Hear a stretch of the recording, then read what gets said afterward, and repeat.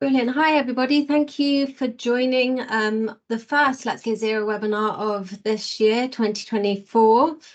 Really excited to have you all here, and I'm really excited for the range of speakers we have today.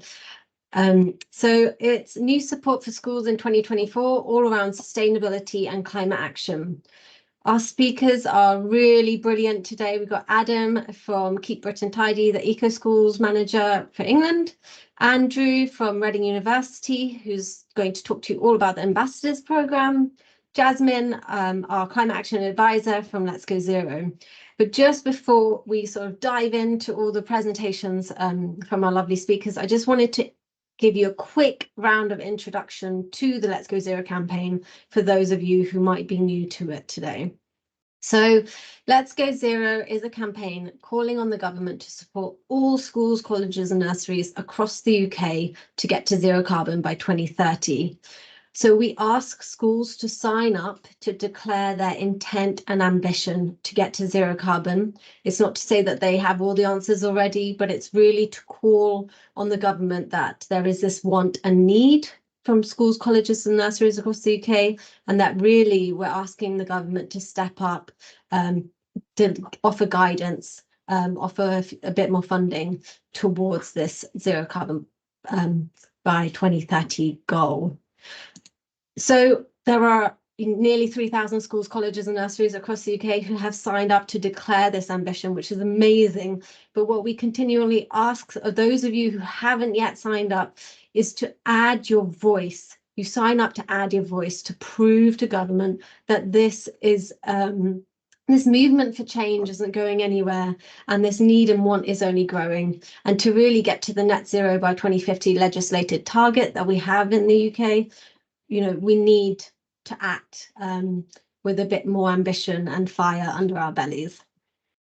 So we work as a coalition of organisations. I work for Ashton, who lead the Let's Go Zero campaign, but actually behind the scenes, working to support schools, colleges and nurseries across the UK. We have a huge range of organisations behind the scenes creating resources and lesson packs, creating amazing new tools for you to use.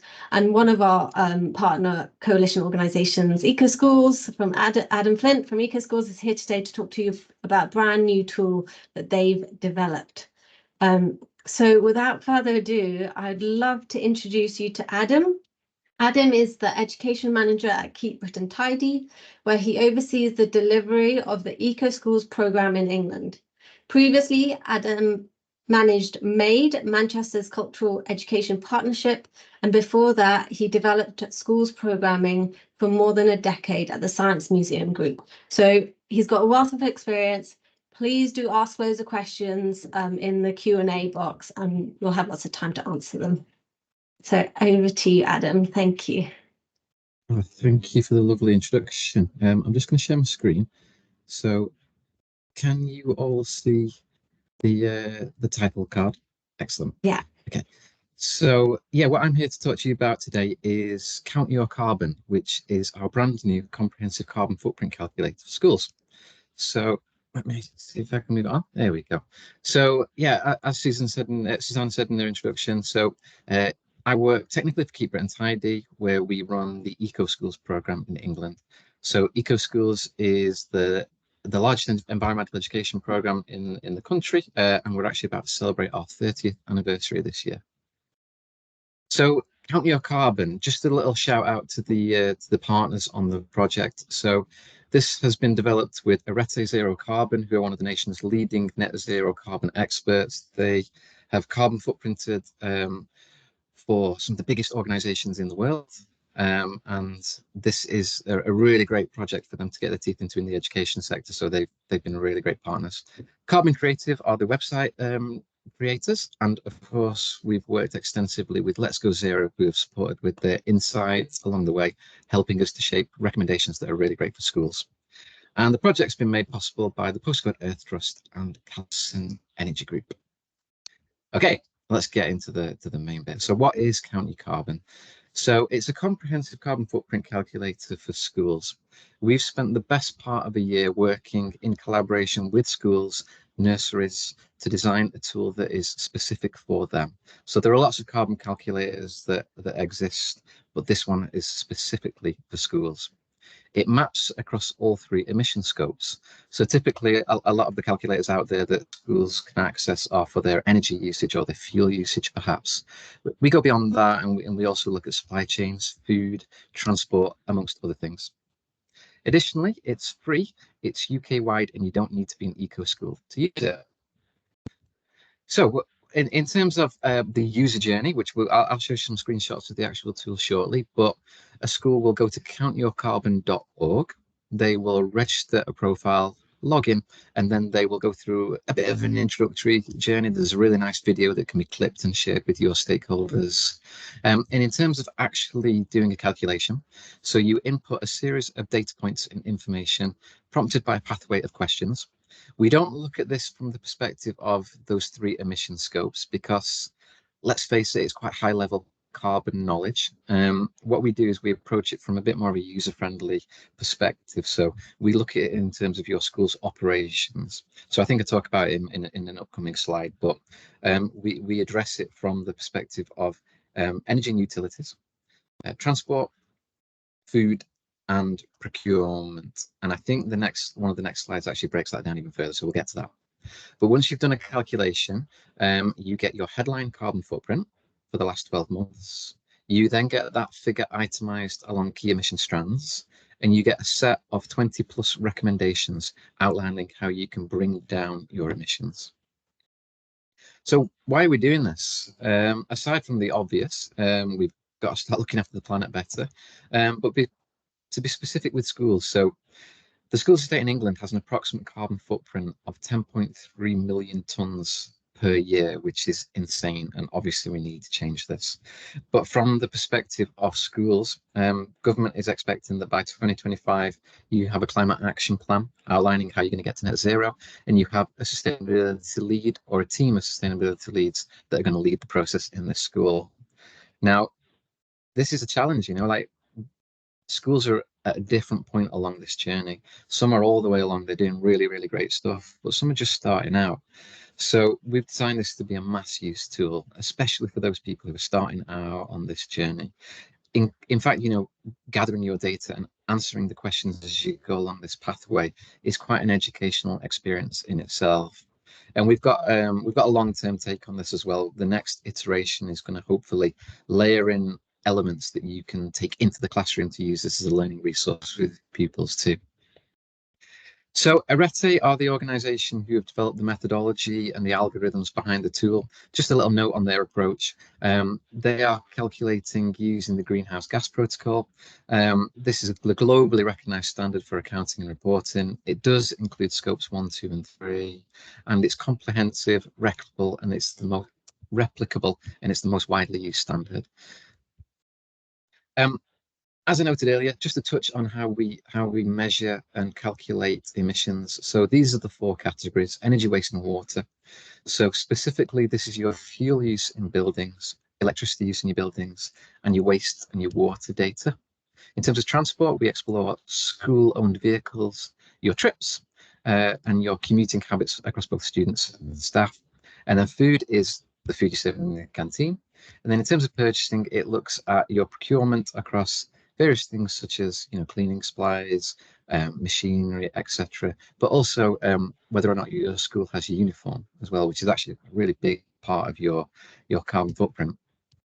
So to break it down a little bit further, in the back end of the calculator, we have about 600 schools worth of data across all 3 emission scopes, which has allowed us to produce benchmark averages. So, this is not necessarily going to impact your user journey, but I think it's really interesting to actually show it on the screen, because I think it's quite surprising. When you break it down and look at it from your perspective, I think it's really interesting. Really, I think we've always sort of associated a lot of our reductions or the potential reductions through the scope of energy and fuel, and it's obviously a massive part of your footprint. But I think procurement is actually, and those scope 3 areas in particular are maybe a much bigger area than we've ever thought. So a bit more information before I start to sort of like look at the user journey more visually. So we've designed it for most school types, including nurseries and SEND settings, but not boarding schools, because obviously they have a whole other area, a whole other scope of emissions in terms of like the living, the 24-hour accommodation, etc. As I've noted, we've worked extensively with teachers, business managers, and site managers to produce this tool. So in terms of gathering your data, you're going to have to liaise with those business managers, the site managers, the canteen staff as well. We've been consulting with other stakeholders, including local authorities. They have been really generous with handing over data. And in terms of doing calculations, you can do as many as you choose, but we would recommend that you do one per year, because it's going to take time to start making a dent in your emissions. And, you know, if you do one 3 months later, you might not see much change. So in terms of how it's visualized, in terms of how it appears, so if you go to countyourcarbon.org, you'll have like a landing page, you'll have a really interesting video, etc. But if you follow through to the calculator itself, this is what it looks like. So bottom of the screen, underneath login, there's register an account. So you would click that, you'd go through, and you'd actually start to input a series of data, not data necessarily, but like information about your school. So it's things such as what type of school are you, what's your location type, etc. How many pupils do you have? How many staff do you have? And the data that you input here has two purposes. So some of that information will actually be used to form your calculation. So for example, pupil numbers will become a multiplying factor in the back end. But those other informations points, such as, you know, are you part of a MAT? What's your local authority, will allow us to filter the big data set in the background, and then we can start to communicate with DFE, your local authorities, and start to push for support on your behalf. Once you're all registered and up and ready, you have your own dashboard with various different things on it. So before we move through, I'll just a note on managing users. So you can invite other people from your school to become your users. You can invite them at different user levels, so they can view things. They can also update things, but they can also create a calculation. It's all explained when you click on manage users. In terms of the questions, you can see it's laid out in a very simple, sort of user-friendly way. You work through it in this order, as you can see on screen. You can track back, but you can't jump forward. And you can see this is actually an old take on it, but what you'll see is at the top of the actual one is those 4 calculation categories that I mentioned, and then there's a 5th category that actually says recommendations. So this is where you can click yes or no. Are you doing these things already? And then we don't recommend them for you.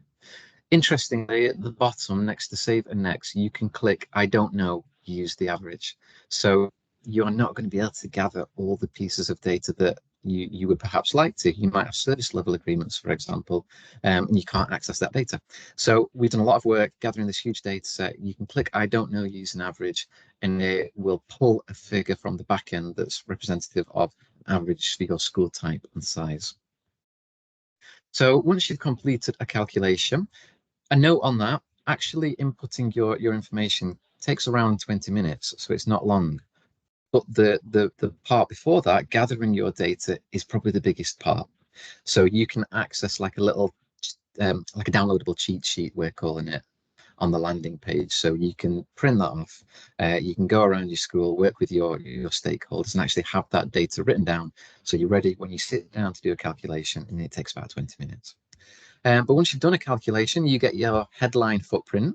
So this is probably indicative of a small single entry infant school. We're finding that the average is between 400 and 600 for a primary and a smaller secondary. The secondaries can go beyond and up to 800, 900 tons per year.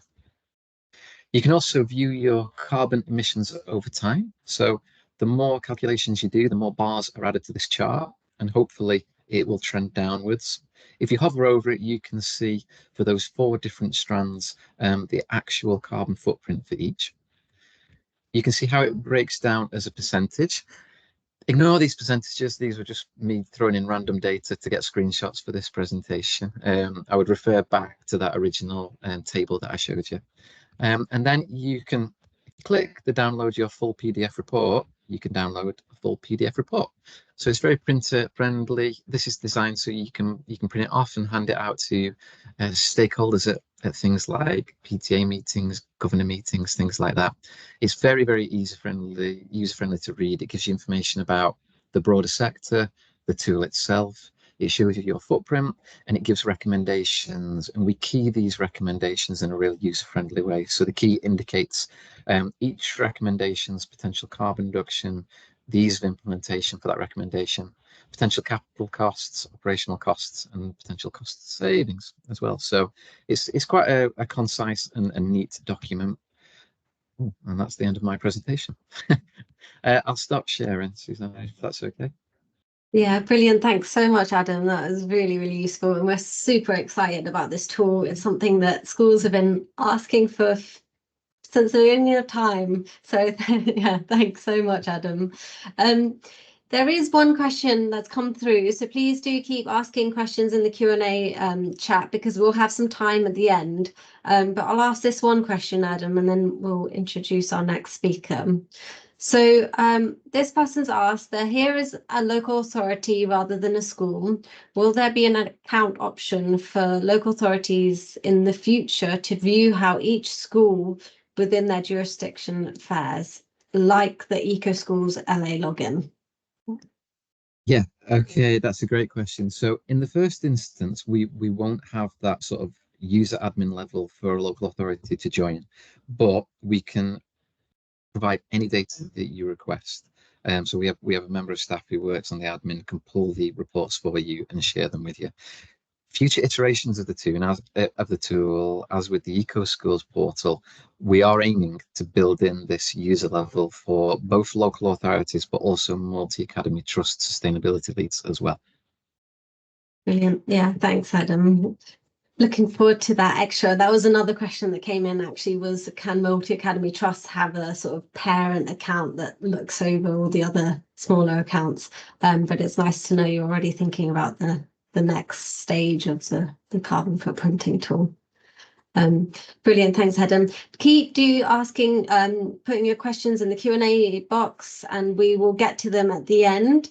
But I would like to introduce our next speaker, Andrew, who's here to talk to us about the Ambassadors Network. So Andrew is the head of School of Mathematical, Physical and Computeral Sciences at University of Reading, and a professor of meteorology specializing in the dynamics of the polar stratosphere. He leads the National Climate Education Action Plan Group and works closely with colleagues in government on climate education and green skills, as well as being a member of the Green Jobs Delivery Group. So as you can see, Andrew has a breadth of experience. So please don't hesitate to ask questions in the Q&A chat box. But Andrew, if you'd like to kick off. Yeah, thanks, Suzanne. I'm going to just try and share my slides. There we go. I think you can see those now. Is that right? Brilliant. Yeah. Yeah, great. So yeah, thanks very much. It's really a great pleasure to be here, and actually, you know, reflecting on so in addition to my kind of professional roles, I have until recently been a chair of governors of a small primary school, Radstock Primary School in Wokingham, if anyone is here from Wokingham. And we were very proud to be an eco school and have been an eco school for a number of years, and also were one of the very first schools to sign up to the Let's Go Zero campaign. So joining lots of those things together today. But what I'm here to talk about today is the development of a project that we at Reading have been running for about 18 months, the Climate Ambassador Programme. And we're really excited that through some Department for Education funding, we're going to be able to expand that project very rapidly over the next 2 years. And so just on the front, we're in kind of early stages of that expansion, and I'll talk you through what we're planning to do, who is in our group, who's in our consortium that's going to deliver this expansion. And you can see a nice picture of us there in Reading in our first kickoff meeting, so you can see hopefully some faces that you might recognise. Sorry, So this- Andrew, to interrupt. Sorry, I'm Yeah. really sorry. The slide's quite small. Would you be able to zoom into it a bit Oh, at hang on a all? second. Yeah, let me see if I can change screens, maybe. How do I do that? Oh, 1 second.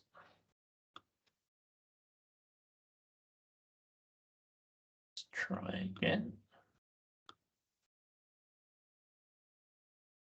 If I do that and then I do that, is that better? Oh, brilliant. Yeah, that's really Okay, good. Thank you. great. Sorry to No interrupt problem. you. Thank you for letting me know.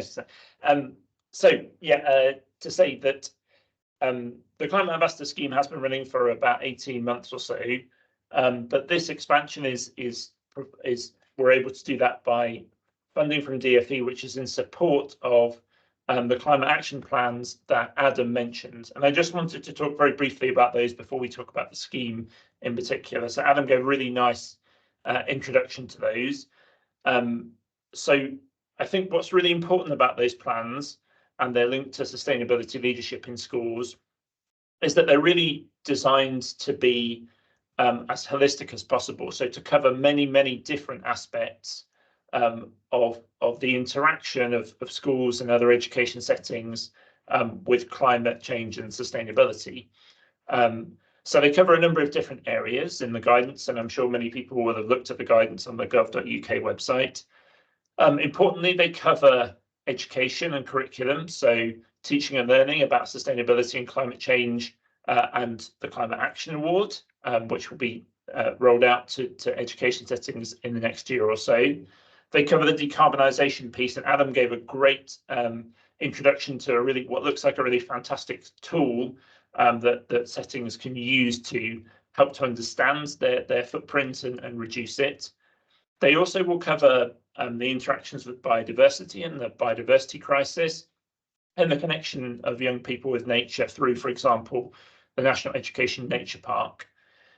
And I think something that I, as a climate scientist, am really concerned about is the adaptation and planning of our school estate to the changes that are coming. Hopefully we can make a big dent on the size of those changes, but we know that we need to make our settings resilient to climate change, the loss of education that might come for young people during periods of extreme weather. So I'm really excited that we'll have an opportunity in these action plans to address some of that.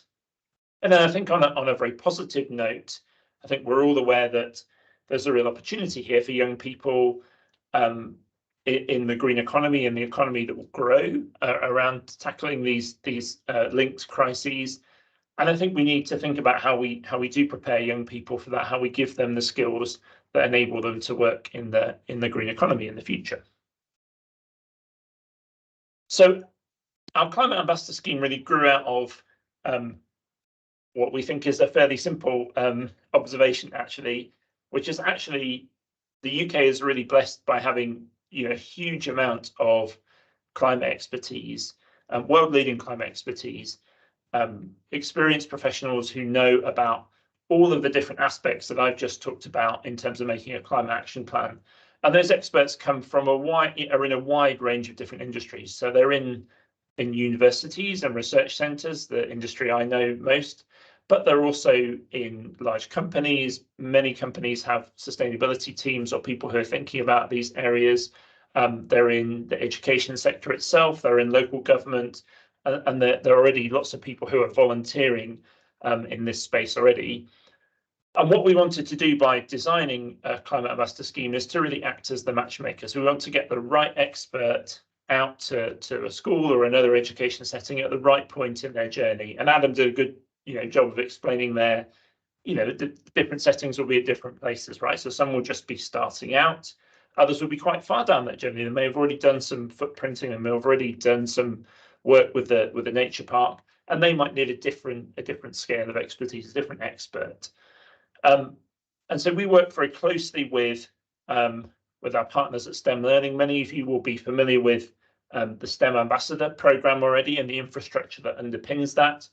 We take advantage of that infrastructure and can use it to develop this new and related scheme of climate ambassadorship, which can help to get that broader climate and sustainability expertise out to schools. So we're really excited, as I say, to have this next stage to be able to kind of supercharge the scheme from where it currently is. So we have around 200 ambassadors that are already working with many schools. They've been out to thousands of schools actually, but we want to take that even further. So as I say, this work has been commissioned by the Department for Education. It's led by ourselves at the University of Reading and my colleague Charlotte Bonner at the EAUC. And we have a number of national partners. So STEM Learning will continue to provide us with the national digital infrastructure. We have some great support from a small charity called Change Agents who will help to train and mentor our climate ambassadors. And we have a great comm specialist in Hopscotch that will help with our engagement. And we see ourselves very much as part of a broader kind of ecosystem of sister projects. So one of those being the National Education Nature Park and Climate Action Awards. We're working very closely with an organisation called TPX Impact, who will deliver a digital support hub that will help schools in other settings develop their climate action plans. And of course, we will work very closely with the Let's Go Zero climate action advisors, and Jasmine will talk about that in a moment. I think most relevant to all of you on the call is the fact that through this funding, we will be able to establish 9 regional hubs across England that will help to engage settings in their region, knowing the context and being able to kind of put in place bespoke support that will really help you. And we have really fantastic expertise across the consortium in these different regions. So starting in the Northeast, we have expertise in Newcastle University from the adaptation and resilience side, so kind of world-leading experts in flood resilience in particular. In the Northwest, our hub will be based at Manchester Metropolitan University, which has huge expertise in carbon literacy and kind of training of people to make action plans. We have the really great kind of climate and place-based expertise of the University of Leeds for our hub in Yorkshire and the Humber. In the West Midlands, our hub will be based at Keele University, which has been kind of leading work and sustainability, particularly in that region for 20 years or so. And then we have a great partnership in the East Midlands where our hub will be delivered by Nottingham Trent University and the University of Nottingham, working very closely together, again, very deeply embedded in the kind of sustainability conversations in the East Midlands. Then we go to East Anglia, and there we have our hub based at the University of East Anglia and in the Tyndall Centre, which is the UK's leading adaptation and mitigation centre for climate. In the Southwest, our hub will be based at the Met Office, and of course the Met Office need no introduction in terms of their expertise in climate and weather science, but also in actually climate and weather education. We will be leading the hub in the Southeast. And then we have a great team at University College London who will be leading the London hub, and actually come from a very different area, come from the climate action unit there, and have expertise in psychology and change management. So to help settings who are looking to make that change and understand how to deliver that best. So that's our consortium. We're really, really excited to have all these great organisations working together. Very quickly, I'm sure you might be asking, what does a climate ambassador do? So I think it's really important that we kind of see ourselves as part of this broader ecosystem with the sister projects. We understand that there's a real risk here that schools and others will be confused by all the support offered, and so we're working really hard to make sure that we fit within that, as are all the other sister projects that I mentioned. So there will be a huge number of resources available to help you with action planning through the digital support hub. Some of that will be signposting to lots of the great tools already in the sector, like the tool that Adam has just described.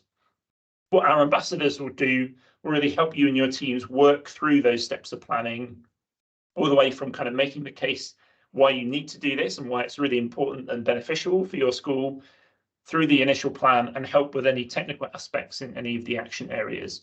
And one of the key jobs of our regional hubs is to make sure the right ambassadors can connect to you at that point along your journey. Our team and our ambassadors are going to work really closely with the Let's Go Zero advisors, and we see ourselves as part of this broad ecosystem. So we hope we can cross-refer where we have expertise that we can offer, or we can pass you on to a Let's Go Zero advisor. That's what we're very much hoping to do. And many of you may also be working with the National Education Nature Park, and that's great. And we want you to carry on doing that. We think that these things can fit together extremely well. So just a few FAQs, and then I'll stop. So I'm sure many of you want to get started now. Can you get started? So yes, we have more than 200 ambassadors already doing great work. If you go to the STEM Learning page using the links that I've just shown, you can already request an ambassador, and you can just get going right now. You don't need to wait for anything else. But what we are doing over the next couple of months is growing our hubs and the number of climate ambassadors, and we're going to do that, as quickly as we possibly can. So there will be much more support, many more diverse ambassadors from different backgrounds, and lots of different ways to work with us as we grow. And we're planning a much bigger launch in May, in time for work in the summer term, and also aligned to the first version of the support hub. And then people always ask me when I give this talk, can I be a climate ambassador? Do I have the skills? And my answer to that is always, if you think you do, then almost certainly you do. We need people with all sorts of different specialisms. If you're someone who's here, I'm sure you've been working on these topics for a long time and thinking about them. So please do think about being an ambassador. It would be great to have more education professionals as ambassadors. You can go to the site. It's a relatively simple sign-up process, and we can start connecting you already with other settings that might need your help. So I will stop there. Brilliant. Thank you so much, Andrew. That is great. And yeah, what a great rollout that you've got planned. You've already got 200 and you're 200 ambassadors, and you're aiming for even more than that. It's pretty impressive. I did have one question, which was, do you need to, if someone wants to be an ambassador, I know you said anyone could, if you think you can, then get in touch. But do you need to be affiliated with one of the universities at all that you're working with, or? No, absolutely not. So those universities are really just there to provide that regional coordination. So they're there to maximise the opportunity for settings and ambassadors to meet. But very much we're aiming for over 1,000 ambassadors, and we wouldn't be able to get those from those universities. So those hubs are there to support you, but wherever you work, whatever you do, we'd love to hear from you, and I'm sure we can find a role that fits with your expertise. Oh, brilliant. Thanks, Andrew. And then I just had another question. I can see questions filtering in. I'm just going to ask this one last one, and then we'll come back to questions at the end. The next question is, will the ambassadors work with the students at all, or is it mainly sort of senior leaders, staff focused in schools? I mean, I think it will vary a little bit depending on the kind of school and the kind of setting that you have. I think so. I was actually involved in helping DFE to draft their guidance on climate action plans. I think one thing we were really keen to advocate, and Alex Green, who's involved in Let's Go Zero, would say the same, I think, is that these action plans will be really powerful if they're co-owned, particularly in kind of settings with older pupils, between pupils, the community, the staff. And that's hard, and it's hard to achieve, but I think there will be all the more powerful if we can involve all of those groups. And so talking to young people about that will really help you to produce a great plan, I think. Oh, brilliant. Thank you, Andrew. Thanks for that recommendation as well. So we will have time at the end as well for questions for all our speakers, but I will love to introduce our third and final speaker, Jasmine. So Jasmine is one of our own Let's Go Zero climate action advisors, who's currently supporting schools in the East and West Midlands region. She's one of our 6 new advisors who started in November of last year, providing bespoke support to school leaders, both in person and remotely. She'll be joined by another 12 advisors this spring, as we've just expanded our reach to London, South East and South West. And just to know that over the summer, we'll expand our reach even further across the whole of England. So yeah, I'd love to introduce you to Jasmine, and she can explain what the advisors do.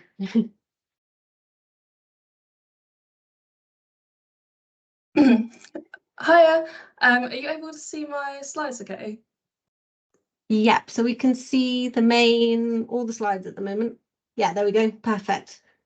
Great. So just to recap, so I'm Jasmine and I'm one of the climate action advisors. I have a background in primary teaching, and then I went on to content creation and developing programs to support climate action in schools. As Suzanne said, I joined in November with 5 other climate action advisors who are currently on the ground supporting nurseries, schools and colleges in the East and West Midlands through a range of in-person and remote services. The advisors are based all around the East and West Midlands, including Leicester, Warwick, Derby and Nottingham. And we all have a really wide range of backgrounds. So there's people who have worked in schools, assistant head teachers, people who've worked in educational TV production, and for the local authority. As Suzanne said, we've had almost 3,000 schools signed up to the Let's Go Zero campaign, and our climate action advisor team is growing rapidly with 12 new advisors joining us in April to support schools in the southeast and southwest regions, and we have a whole separate team dedicated to support schools in London as well. I'm currently based in Oxford myself, and I'm going to be transferring over to the Southeast team in spring. So already we've been supporting schools, multi-academy trusts and local authorities in the Southeast and Southwest. Just earlier this week, I was in Bristol delivering a workshop on how to develop a climate action plan in line with the DfE's sustainability and climate change strategy. Next month, we're going to Brighton City Council to develop some workshops or deliver some workshops on developing climate action plans and also using a carbon calculator tool, just like Count Your Carbon, to track your emissions and also measure the impacts of your climate action plan. By August, our reach is going to be expanding to the entirety of England, so we'll have 12 further advisors joining us, and that means we'll have 30 advisors by the end of the year, all supporting schools, nurseries and colleges on the ground. So to sign up to Let's Go Zero campaign, the head teacher needs to approve this decision. However, for the Climate Action Advisor projects, anyone from school can sign up. So it could be a teacher, it could be head teachers, it could be leaders from a multi-academy trust. It could also be, for example, teaching assistants and sustainability leads. We've been talking to all sorts of professionals and people involved in the school setting. We've even had parents who are really involved in the Parent-Teacher Association who've come to us for support. So really, we're really eager to help anyone who's interested in improving their school sustainability, no matter where they sit within there. The Climate Action Advisors offer a whole range of support for the schools that are signed up, all of which is totally free. So, for example, we often start off with a one-to-one remote meeting, which lasts for about half an hour to an hour. And this is just to really learn where a school is currently at, what their priorities are for their own school setting, and where they'd like to be with our support. Then we can also offer in-person services. So, for example, you can see on screen, we can conduct sustainability audits around schools, and we can have a meeting with all the key stakeholders in a school setting. So that might include the head teachers, the head cooks, business managers, site managers, etc. And we can really get to know your school in person. We're really keen to bring students into the process. So as you can see on the bottom left, there's some students using a thermal imaging camera, and we've got all sorts of equipment, including light meters and carbon dioxide measurers. So the students can become a part of the process and identify quick wins for reducing energy consumption and finding opportunities for improving energy efficiency. We're really big on funding, so we've explored all the different funds that are allocated to different regions around the UK, and we're really keen to make sure that schools are aware of these opportunities to support their environmental projects in schools. As Andrew mentioned earlier, there's the National Education Nature Park, who are keen on changing grey spaces in schools to biodiversity corridors and encouraging more greenery on site. They've recently announced the DfE a £15 million grant for over 1,200 schools across England, but not many schools are aware of this opportunity, and this grant, for example, is a guaranteed grant for anyone that's selects us, but because not many schools know about this, we've really been pushing on schools to apply for this, along with hundreds of other grants that are available, but we appreciate that schools don't necessarily have the time to explore this, so that's one way we can help. We also can arrange, we also have multiple competitions that we host with IKEA or with OVO each year, and we like to really encourage student engagement in this and get all teachers and staff on board. And upon visiting schools and really getting to know you as a multi-academy trust or as a school, we can develop a sustainability report, which basically reports our findings and justifies the items that we've put on your action plan, and that also allows stakeholders at your school to choose from there and decide which actions you'd like to go forwards with. So the action plans that we can provide are really bespoke for each school or multi-academy trust. Recently I went to Milton Keynes to visit a primary school to give a talk to their Year 5 cohort, because they're really into climate action on behalf of their school, and it was a really nice way to initiate their sort of the beginning of their journey with Let's Go Zero. So as both Andrew and Adam have mentioned, the Department of Education's climate change and sustainability strategy essentially requires all educational settings to have a sustainability lead and a climate action plan in place. So that's what all of our work basically culminates to, us being able to give a really informed and bespoke document that makes it really easy for staff and schools to decarbonise and achieve net zero. So here there's an example of the sort of document we can provide, and it outlines potential carbon reduction and potential cost savings, the expected costs, and how easy it is to implement. Some of the actions that we recommend to almost all schools are to sign up to Let's Go Zero. So to join Let's Go Zero, you're basically putting your school's name down to pledge your support of a sustainable future and to achieve zero carbon by 2030. There's no particular commitment to this. It's just putting your school's name down there to really boost the movement that we're building at the moment. And the second item that we often put on our climate action plans are to use a carbon calculator, such as Count Your Carbon that Adam went through. And we really encourage this just to track emissions and to measure the impacts of enacting your climate action plan. And it's also a really great way to bring staff and students in and share it with the local community and celebrate how many carbon emissions are being reduced from the work of the school. Yeah, this is, if you scan this QR code, you can access the website where you can sign up specifically for climate action advisor support. As I said previously, you don't have to be necessarily signed up to the campaign, although we always encourage that. But if you are a parent of a school, or you're a TA, or not directly involved within the school setting but working for a local authority, etc., you can receive the same support that we'll provide to schools. And yeah, all our services are totally free, so they're definitely worth investigating, and we are basically here to support you in any way possible, or any way that is specific to your school's needs. I think that's everything, Suzanne. Brilliant. Thanks so much, Jasmine. That is really great. And it's so nice to, I mean, all our presenters really highlighted how all the different programs, ecosystem of programs, I think Andrew used, all linked together, and they really are there to support schools on this journey. So, you can be signed up to Education Nature Park and, do the Count Your Carbon tour, and it all benefits and interlinks and connects each other.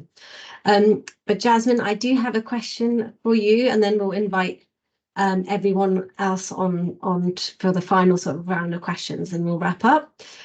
So in terms of the advisors, are the schools limited to just one advisor visit or one meeting, or how does it work? So the general process is that you register via the website for the Climate Action Advisor support, and we'll reach out and have that initial conversation, usually remotely, to discuss where your school's at. And then from that, depending on where you feel your school is at, we can sort of alter the services that we provide. So if you're kind of very confident in your sustainability journey so far, it's probably worth us having that discussion remotely and building an action plan based on the priorities the school has and the advice that we can offer and the grants that we can recommend. Some schools come to us and they really don't have any idea where to start, or they feel that they don't, even though they are very much becoming more sustainable. So we always recommend doing a site visit and conducting a sustainability audit. It's a really nice way to get the student body involved if they feel like there's not much student engagement in sustainability at their school. And that's when we can bring all the auditing equipment and kind of launch their sustainability journey with Let's Go Zero. In terms of sort of continuing that relationship, so we can develop a sustainability report to feedback on our findings from the report, and then or from the visit, and then develop a climate action plan. It's then up to the school how much they'd like to continue engaging with us. So quite often we'll agree, for example, we'll meet again in 6 months or a year's time to measure how far you've come along.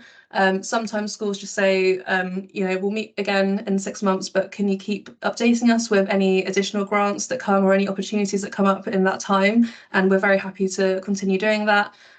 We also have these documents called Let's Go guides, and they are really helpful to all schools. They outline how to achieve various climate action. So for example, if you're looking to diversify your school's grounds, we've got guides on how to find trees for free to plant, or if you're unsure how to use the Count Your Carbon calculator, we've collaborated with them to create a guide on how to locate all the information and fill it in sufficiently so that it generates an accurate results.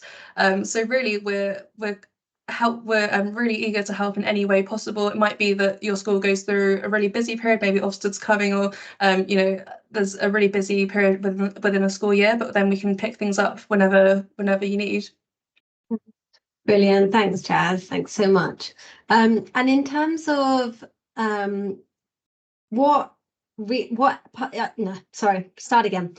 question has come in. Is there certain parts of the UK where schools can currently apply for an advisor? Yeah, so at the moment, there's 6 of us, including myself, who are supporting schools in the East and West Midlands.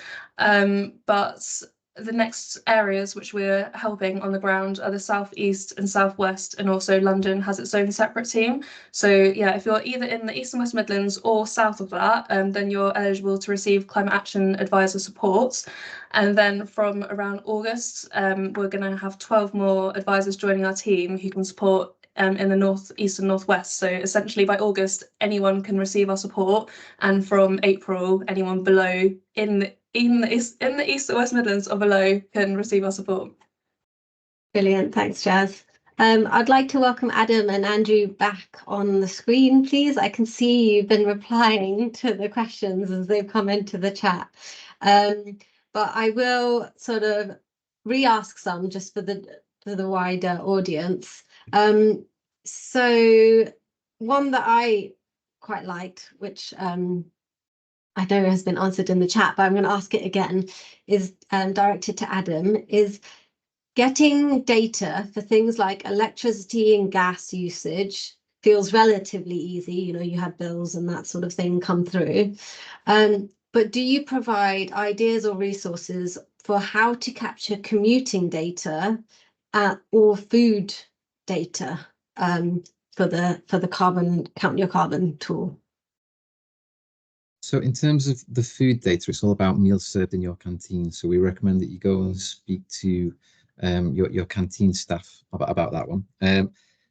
Of course, some of you may have service level agreements with different providers, which is why we've got the choose an average option on the actual page as well. In terms of commuting, so this is a great one to get pupils involved with, I think, and we're in the process, and it'll probably come out next week, to be honest with you. We're in the process of producing a a simple tally resource that pupils can go around with. We estimate that if you get about 20% of pupils' data on your tally sheet, then that's a representative sample that's good for the calculator. And I think it's been mentioned in the chat, but so when you do landing page, you can actually access this cheat list of questions in the table format, and also the Let's Go Zero advisors who are using Count Your Carbon with their schools, they've got nice. So that's a great tool for you to just add, and your pupils can fill elements of that in also. Oops.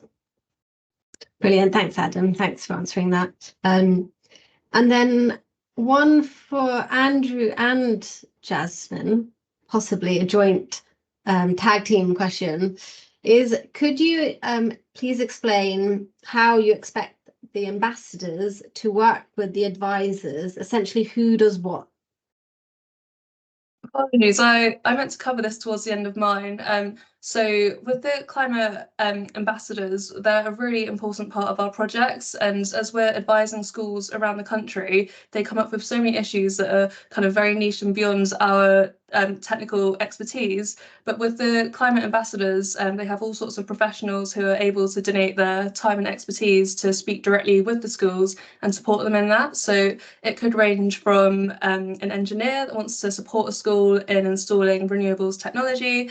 It could be a neurologist that wants to support children's anxieties, more specifically climate anxiety, or it could be a meteorologist that wants to come in and talk to the children about extreme weather patterns, or speak to a science leader or a curriculum leader to kind of shape how they can make the curriculum more sustainable and more environmentally focused. So essentially, we've been in contact with the climate ambassadors, and we're going to continue to be doing so that all of our knowledge and our guidance that we're sharing with schools on the ground really aligns with what their climate ambassadors are saying. And it's a really great way for us to kind of forward schools' concerns or inquiries with someone that really has a good background knowledge in the specific areas. So just earlier, I had a school that wants to not only have a composter on ground, but have one for cooked food, which is obviously quite an expensive and niche piece of technology that not all schools have and most haven't even heard of. And that's when we'd come to the climate ambassadors and ask, you know, who here has an engineering background or one in hot food composting, and they'd be able to help. So they're hugely important to the advice we give to schools and local authorities and MATs. Yeah, what she said, and I think what's really important is that the teams will be organised in regions. So you know, Jazz already spoke about you know, where the advisors are already in those regions. They will of course match very closely with the regional hubs, and we imagine a very close working relationship between our regional hub managers and leads in each of those different universities in the Met Office with the advisors. No, brilliant. Thank you for answering that, because even that was a perfect answer, I think. That was really great. Thank you, both of you. So I will ask this one question that's just come through is, I have to go to lots of career fairs and want to point students towards green jobs. Oops, just up on my screen. Green jobs, ideas and resources. Can you suggest anywhere they should look, or I could collate stuff for them? Who would like to take that question? I'll just share one resource which I found really useful to recommend to schools and multi-academy trusts recently, and it's an organisation called MOBIE, MOBIE, and they focus on sustainable architecture and kind of building housing for communities, given kind of the socio-economic needs and the environmental needs. And they're currently holding a design challenge in Birmingham. So with that, they're offering all Birmingham schools free on-site workshops at the school to look at sustainable architecture. I know they're also holding a design challenge somewhere up north and another area, but essentially they're spreading out to the southeast and southwest regions, so hopefully this autumn, and if not early 2025, but wherever their design competitions are held, they're accompanying that with free workshops. And it's something I've not seen before, but they're really focusing on green skills specifically and looking at things like adaptation, retrofit, but also building new buildings fit for purpose for the climate change that we're experiencing currently.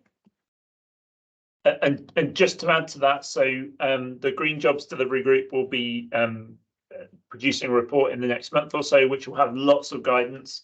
Many of the professional bodies like Engineering UK and others already have really interesting green careers guidance. So I'd recommend you look at some of those professional bodies. What will also also be coming is more work from STEM Learning on that. So there's already Green Jobs Week and protecting our planet day, which is an opportunity to get people into school to talk about some of those green careers. But yeah, lots of stuff around and more to come. Brilliant, thank you. Adam, did you want to? Sorry, I saw you. Did you want to jump in there? I often recommend the London School of Economics website. They've got quite a good section on sustainable careers, worth checking out. Thank you all. And just to let people know that it's currently not on our Let's Go Zero website, but we do really want to create a green career. Well, all jobs need to be green jobs in the future, but a future careers sort of page on our website that will sort of signpost to all these new resources and guides to help careers advisors and careers guidance in schools to prepare our students for the future. Just a couple, I'm conscious of time, so just a couple more questions. One that I saw that came in that I can't find anymore, which is the guides that you give out, Jasmine, as the advisors. Can a school access these now? Can they download them from the website anywhere, or how can they access the Go guides? Yeah, so the Let's Go guides, we give them out when we're advising schools on our one-to-one support. So, for example, schools in the East and West Midlands have been receiving this based on the feedback and priorities they've communicated to us.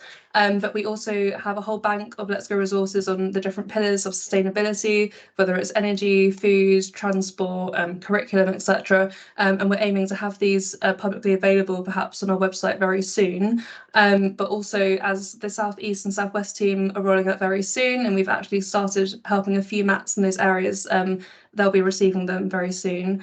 One thing to note is that with Adam's Count Your Carbon calculator, as he said, once you've filled in all the data and generated a score, it will give you a customized list of climate action tips that you can take to reduce your emissions. And we try to align our Let's Go guides with those tips so that it's a really easy process for teachers to enact climate action. Brilliant. Thank you, Jasmine. And on the Count Your Carbon tool, Adam, just quickly, is one was, why do we need to create an account for it? And the second one is, if we have an EcoSchools account, can we tie it to the Count Your Carbon account? So the first question, why do you need to have an account? Because it's not an account, it's more a profile, because obviously there are specific details for your school that you need to input in order to form your calculations, so pupil numbers, various different things and they need to be updated, of course, because they feed into your calculation. And I think having a profile allows you to actually track your progress too, so you can see how you're progressing from year to year. Otherwise, you would have to complete all of that sort of like school details section each time you to do a calculation, so it saves you a significant amount of time. In terms of is there a connection between the EcoSchools application portal and the Count Your Carbon tool? There isn't. So we did initially set out on that path, but even though EcoSchools has a huge reach, I manage EcoSchools in England, which I think is worth clarifying. We obviously have a huge reach, but we didn't want to limit to just EcoSchools. It's hugely important that all schools sort of develop their understanding and actions in this area. So we've made this as open access and it's free.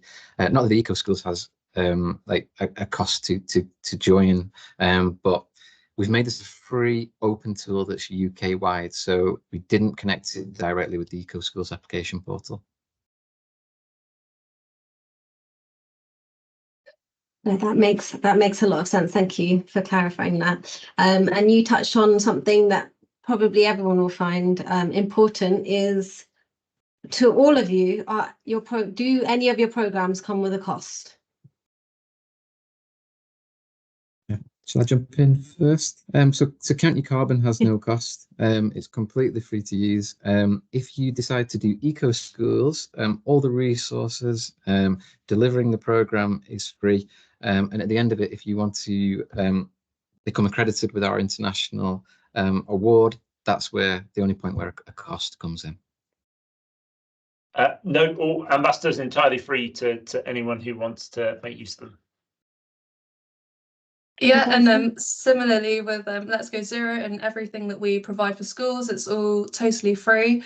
Our Climate Action Advisor projects is fully funded by Green Futures Investments Limited, who are dedicated to decarbonising schools.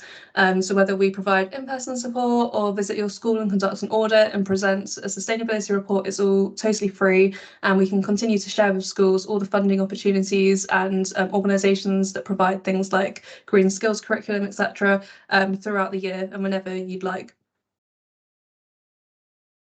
Brilliant. Thanks so much. Thank you all. That's a nice note to end on. So lots of free programs for you there to get started on your sustainability journey, or let the schools who you work with know that these programs are out there for them. If you do have any questions at all or would like follow-up questions to any of our presenters, please email the Let's Go Zero at ashton.org email address, and I can forward them on to all our presenters. But thank you so much for joining us today. Please do check out our webinars page on the Let's Go Zero website for all our future upcoming webinars. There's about 7 planned in lots of different themes. So if you found today's one useful, do have a look at the website. But I hope to see you all soon. And thank you so much to all our wonderful presenters for taking the time today. Thank you. Bye. Thanks, everyone. Bye-bye. Bye.